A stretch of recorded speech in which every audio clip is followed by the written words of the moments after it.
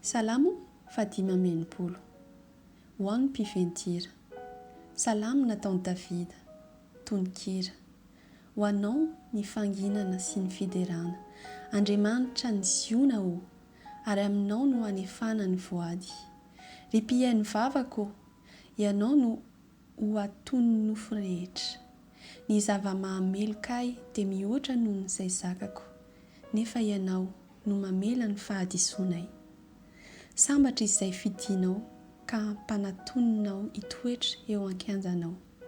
Te ho voky ny zava-tsoa ao amin'ny tranonao izahay, dia ny zava-masina ao amin'ny tenipolinao. Zava-mahatahotra no ataonao amin'ny fahamarinana ho valin'ny vavakay. Ry Andriamanitra ny famonjena anay io, ry toky ny faran'ny tany rehetra sy ny ranomasina eny alavitra eny. Mampiorina ny tendrombohitra amin'ny heriny izy, misikina fahatanjahana izy.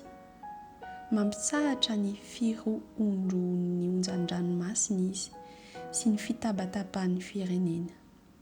Dia matahotra noho ny famantaranao ny mponina any am-parantany. Ny any amin'ny fiposahan'ny maraina sy ny hariva no ampiobianao. Mamanga ny tany ianao ka mamando azy. Mampavokatra azy betsaka ianao.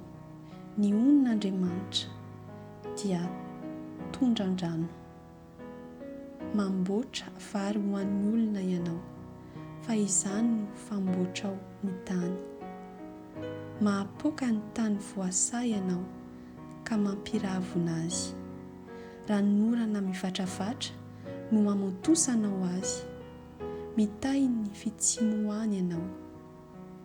Satrohanao voninahitra ny taona fitahianao, ary ny dianao mitete menaka.